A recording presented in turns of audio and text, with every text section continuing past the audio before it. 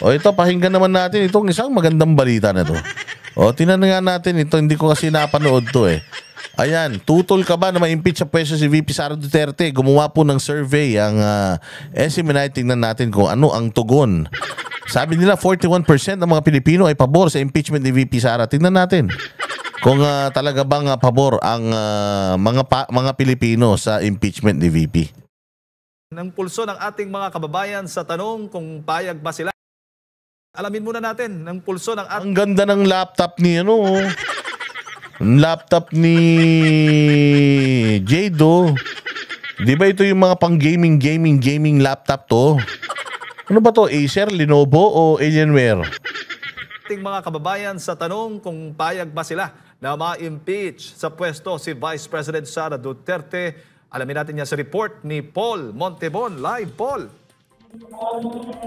Jade, muling isang magandang umaga at kaugnay na doon sa umuugong na pagpapatalsik sa pwesto Vice President Sara sa pamagitan ng impeachment trial ay nakalap tayo ng mga komento at saloobin ng mga kababayan natin dito sa National Capital Region at sa Luzon kung ano nga ba ang kanilang masasabi, kung pabor nga ba sila doon sa impeachment laban kay Vice President Sara Duterte o hindi. Narito at pakinggan natin at tunghayan natin ang reaksyon ng ating mga kababayan sa ating pulso ng bayan. Ay, hindi. Depende sa akin yun. Oo, bakit? Siyempre, siya lang mas maganda yung palakad niya kaysa ngayon. Gusto mo pa rin? Nako, nakita mo naman ha. Putay na, nakagaroon pa si kuya. Nakadantay pa si kuya sa dingding. Saan ka naman? O ano sabi ni kuya? Pabor ka pa, puta, naka-airpods pa si kuya. Pucha. Baka mamaya nakikinig to ng nakikinig to ng air supply tapos istorbo mo Paul Montebon ha. O baka mamaya kumakanta pa to ng goodbye. Nakadantay siya sa sa may poste oh. Pucha, naka-airpod si Dudong Oh, so sabi ni kuya, ikaw ba pabor sa impeachment ni VP? Sabi niya hindi, pabor sa impeachment siya nga lang maganda ginagawa. Imaginein mo. Ay na si kuya, pag ganyan lang. Alam niya na si Inday ang may pinakamagaling na magandang performance. Tingnan, nanonood sa mga vlogger siguro to ng mga Duterte.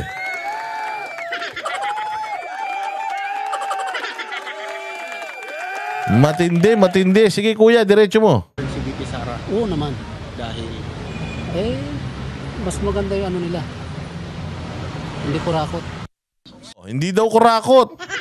Akala ko ba 47-41%? Ito si Heydarian bakla tanginan to, tanga mag-mathematics Sinasabi niya na 41% daw ng populasyon natin ayaw kay BP kaya konti lang daw yung umattend daw sa rally. Yung umattend daw sa rally kahapon ay konti lang daw yung kumpara sa 41% na kung i-compute mo parang daan milyon na na gusto sa impeachment ni VP Sara. Tanga. Yung survey ng SWS, gago, 1,000 lang yung tinanong nyo. Wala pa yata ng 1,000. Tapos dito na sa Metro Manila, kung di ka ba naman tanga. Natural. Mantakin mo ha. Dito na nga kayo sa Metro Manila nagtanong. 40% pa rin. Hindi nyo pa ginawang 100. Oh, ito pa masasabi ni kuya. Putang ganda ng buhok ni kuya. Oh, yung buhok ni kuya parang yung buhok ni kuya parang live wire Tingin ko po hindi po pwedeng paalisin. Maka Duterte din po kasi ako. Bakit? Tignan mo pagkamasa talaga Maka Duterte. Tignan mo. Maka Duterte rin. Bakit? Tingin ko maganda naman yung ginagawa nila. Sana magpatuloy pa si Inday Sara. Kaya may due process tayo Depende. Tontin din ni kuya. Due process. Yan ang mga Pilipino. Tingnan mo Congress, tingnan ninyo. Ito si kuya. Isa lang po siyang hamak na nagjo-joyride. Pero alam niya na dapat may due process. Putang ina ninyo, wala kayong due process Wala kayong mga due process, mga visit kayo Alam mo si kuya may due process tayo Hindi nyo ginagawa. Ano pa sabi ni kuya? Depende kung talagang totoo bakit hindi? Kung hindi totoo, hindi pwede. Hindi ba gano'n naman talaga pag tama palakpakan, pag mali banatan? Kung totoo, impeach. Kung hindi, ba't mo i-impeach? Mga gago ba kayo? May due process tayo, dumaan tayo sa due process. Ang talino ni kuya, tumakbo kang barangay chairman.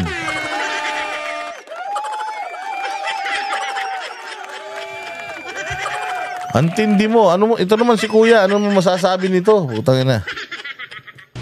Depende po.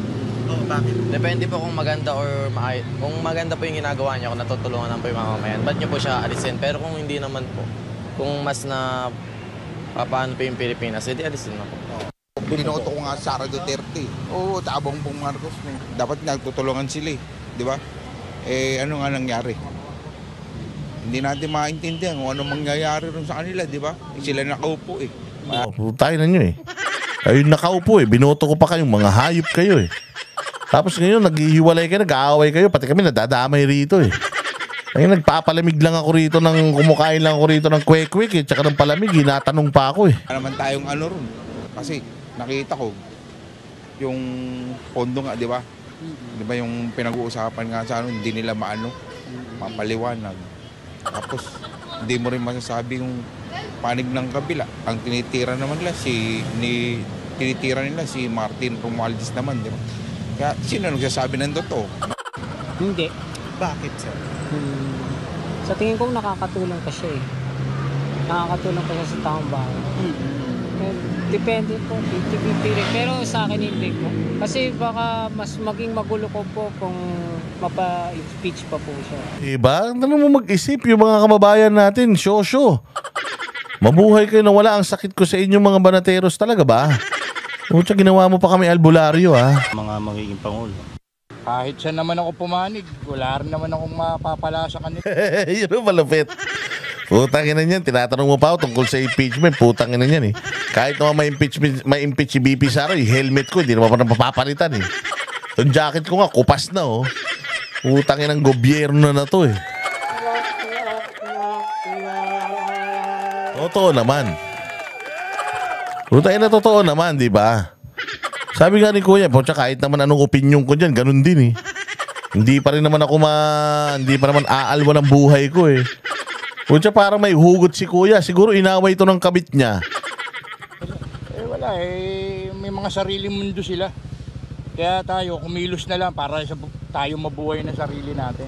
Isipin mo yun, putang ina Bongbong, ayaw na umasa sa'yo ng tao. Ayaw nang umasa sa'yo ng tao. Gusto niya, puta, magmumotor na lang daw siya para guminhawa ang buhay niya. Imaginein mo yan, Bongbong, nakakahiya ka talaga. Nawalan ng pag-asa Pilipino. Sabi niya, puta, wala mong silbi sa ating mga hayop na yan. Ina niyan, magtatrabaho na lang ako, magmumotor na lang ako. Hanggang sa maubusan ng gasolina, tapong ko na to sa tulay. Hindi tayo pwedeng umasa sa gobyerno. Ibang sakit, no? Hindi tayo pwedeng... Mantakin mo, Bongbong. Puta, hindi na umaasa sa'yo itong mga tao na to. Ito siguro hindi pa nabigyan ng akap to. Eh, magbati-bati para umusad ang Pilipinas. Hindi yung away-away. Hindi. Ganda, di ba? Dapat ganun, Bongbong. Putang ina, Bongbong, sabihan mo yung pinsan mo. Ang laki ng tenga niya. Walang helmet na kasya sa kanya.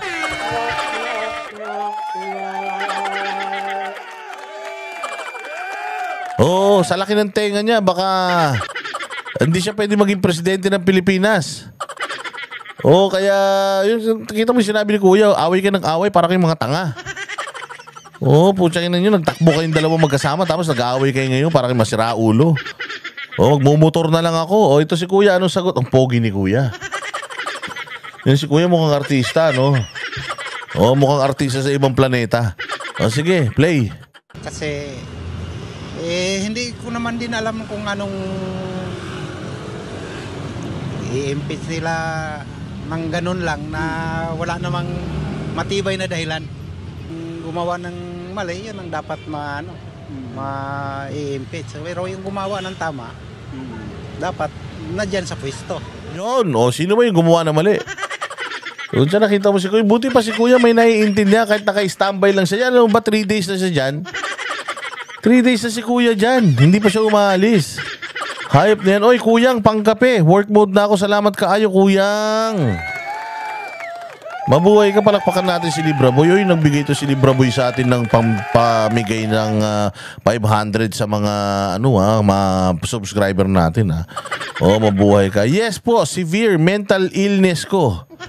Parang may mga kuya ako. Ganun ba? Wag kang wag kang mental illness.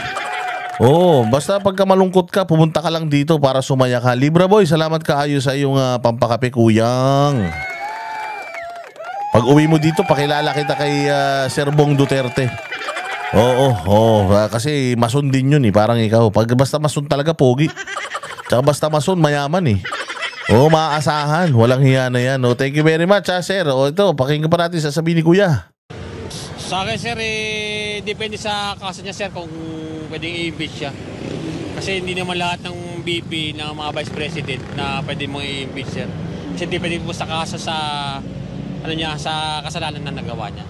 Sa akin, sir, good naman siya kasi ginawa niya naman yung trabaho niya doon sa biyang DepEd Secretary. Nagawa niya naman yung niya. Kaso lang maraming pumapati sa akin. Galing, di ba? Palakpakan. So kung talaga bang may kasalanan siya, okay yan. Kasi part ng demokrasya yung impeachment proceedings. Lalo na kung talagang may impeachable offense na nagawa yung tao. Okay yan. Pero as far as I know, maayos siya. Nagawa naman niya yung kanyang tungkulin sa DepEd. So it says a lot.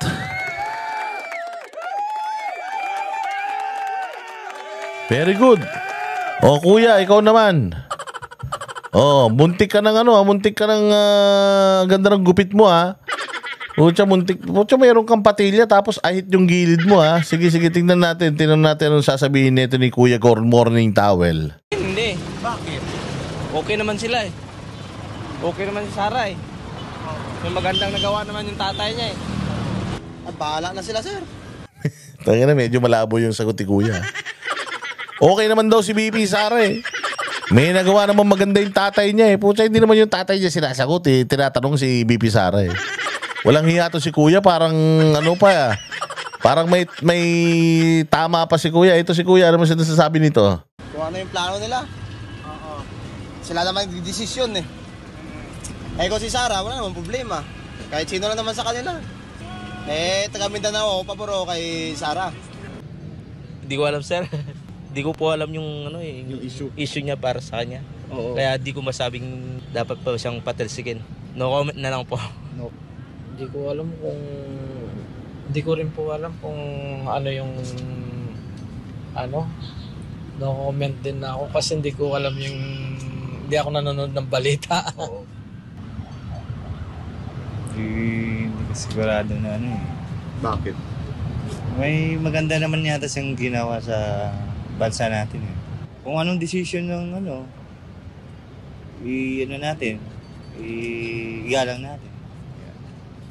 Bakit hindi kung hindi kung totoo. Hindi nyo napansin tong SMNI. Nakita nyo, hindi lahat ng sagot maganda pabor kay VP Sara. May mga nagsasabi, no comment, wala kaming alam. May mga nagsasabi, bahala sila. May mga nagsasabi, nakita nyo, ganito kabalanse ang balita ng SMNI. Hindi nila kailangang i-edit, hindi nila kailangang pagandahin yung mga, kahit na sabihin mo, panggalit pa kay VP Sara itong kanausap ko, kung ito sagot niya, i-broadcast ko. Di ba napansin nyo? Pati yung mga no comment, kasi kung ako yung no comment, hindi ko na ibabalita. Pero dito pinapakita ng SMNI kung gaano sila kapatas sa pagbabalita. Kasi kahit yung mga sagot na walang kwenta, sagot na hindi naman talaga makakatulong sa kay BP Sara, nilalabas pa rin nila, hindi ba? Para at least alam natin kung ano talaga pulso ng mamamayang Pilipino, lalo na yung mga nasa laylayan. Naman, ba't hindi pwedeng impeach? Kung hindi totoo, hindi na impeach. Ganun lang. Ako hindi. Bakit? Mga Duterte, siya nagpaganda ng Pilipinas. Dapat hindi impeach. Oo, nawala yung mga adik, ngayon dumami na naman. Diba? Yan yung sinasabi ko karamihan ng mga Pilipino, puta kamukha ko pa to si Kuya. Puta tatay ko ba to? Putang ina, tagal kitang hinanap. Dito lang pala kita makikita sa SMNI. Putang ina, kamukha ako si kuya. Pag tumanda ako, ganyan ang tsura ko.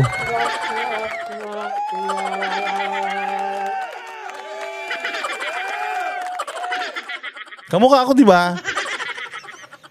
Putang ina, airpods. Sabi ko na nga ba eh. Nandiyan ka lang sa may Malabon. Hayop naman talaga to si tatay. Pero ang ganda ng sinabi niya. O sabi niya, yung mga Duterte na sila ang umubos ng mga adik eh. O tas ngayon, nagbalikan na ng mga adik. Hindi ba anharot, hawig ko? Yan o. Tangina, nagulat din ako. Para pag ganun ko, parang si Chiquito eh. Kamukha ko pa naman si Chiquito paminsan-minsan. Mga kurap-kurap na yan. Daming kurap ngayon. Lantaran na. Hindi. Bakit po? Ano lang yan eh. Kuwan lang naman yan eh. Yung politiko lang yan eh. Gusto lang nilang pabagsakin ng mga Duterte. Duterte pa rin tayo. Puta, na yan ang malakas. Duterte pa rin tayo, puta galit eh. Politiko na yun eh. Gusto lang nilang paalisin ng mga Duterte. Duterte pa rin tayo. Puta, yan ang mga malulupit na mga DDS. Ay, hindi. Wala namang katuturan yun eh.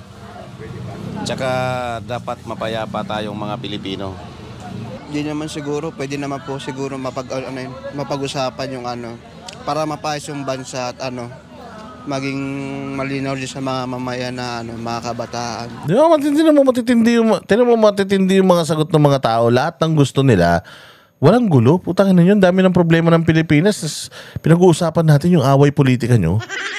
Ang mahal ng bilihin, tas away politika nyo yung pinag-uusapan natin. Impeachment na yan. Tigil nyo na yan. Ito sabi ng bata, oh. Oh, puta, ayusin nyo na lang yung bayang Pilipinas. Magbati-bati na kayo.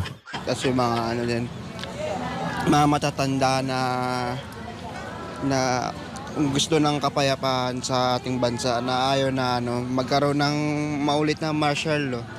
Sana maayos nila ulit yun.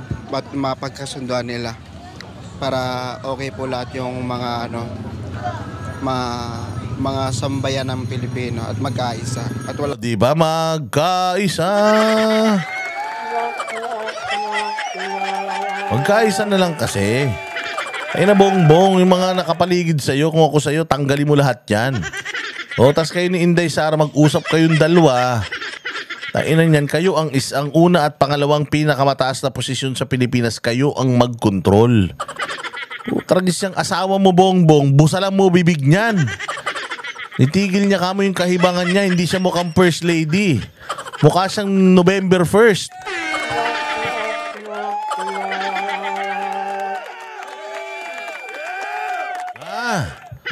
Hindi siya mukhang first lady, mukha siyang November 1st lady. Buisit na yan. Lang gulo po. Yun lang po. No, hindi po. Para sa akin maganda naman yung performance niya. So, yun lang yung masasabi ko. At saka, mabuti din naman siya.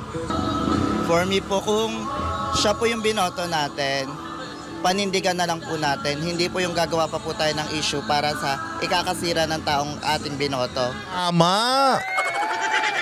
Ganon dapat. Hindi lang pagkabakla, hindi lang pak.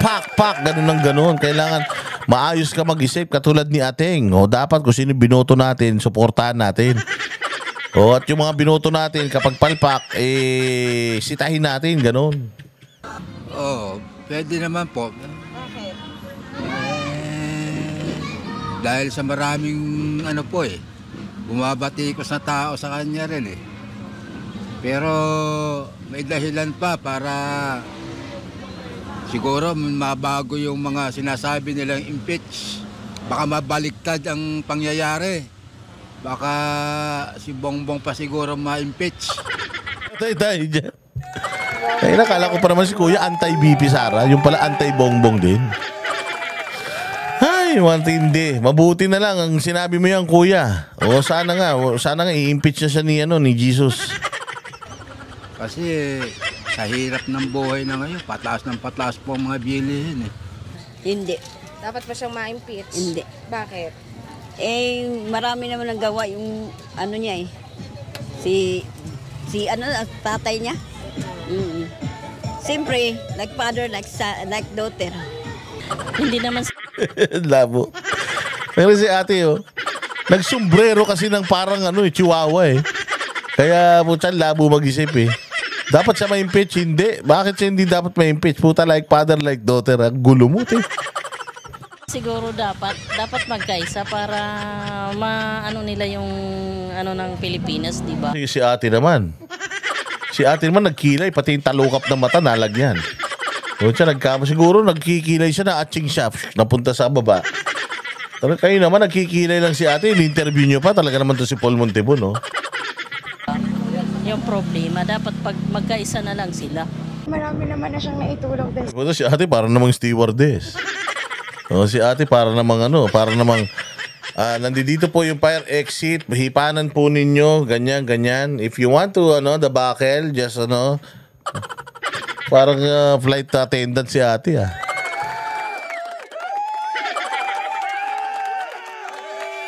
Siguro may date ito. No? Sa bansa. So, bakit ba? Tsaka dapat yung asikasuhin natin for now is yung mga mahalagang issue sa Pilipinas, diba? So, lang naman. For the certain naman administration, it really had a good thing naman in the government as well as yung pamamalakad nila. Actually, yung naglalakad ka ng safe ka, nang walang... Ang ganda talaga nun, yung naglalakad ka ng safe nang walang takot. Kahit anong oras, imagine. Criminals na out there na mag-worry ka. It was a really good thing. And sa ngayon kasi, actually, administration was good, pero yung performance ng pagtaas ng mga bilihin, it was really alarming. Lalo na sa mga, yung mga nag-work na,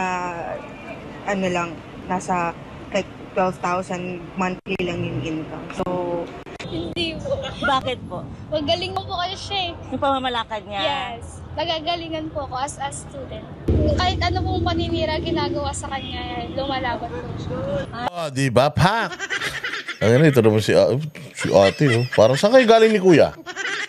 Ba't basa buhok mo, tanghalin tapat? Mukhang kayo, mukhang sumimple kayong dalawa. O sige, diretso. Bakit po, sir? Kasi siyang karapat-dapat. Siyang maaasahan natin. Kahit noon pa, Duterte na kami. Nararamdaman namin sa puso yung ni malasakit. VP Sara at saka si Tatay Digong. Malasakit po. May malasakit siya sa tao. Saka marami siyang nagawa sa lahat ng presidente. Lalaban namin si Madam. Ayan ang pulso ng taong bayan. Galing palakpakan. Husay. Nakita nyo naman, di ba? Si BP Sara yung tinatanong, si PRD. Si BP Sara yung tinatanong si PRD yung kino-comment nyo. Kayo talaga, pero tingnan ninyo kung gaano ka, kumbaga galing itong Seminay na lahat talaga mga boss, lahat. Lahat na lang talaga ay kanilang pinakita kahit na pabor, hindi pabor, so-so, 50-50. Ipinakita pa rin nila.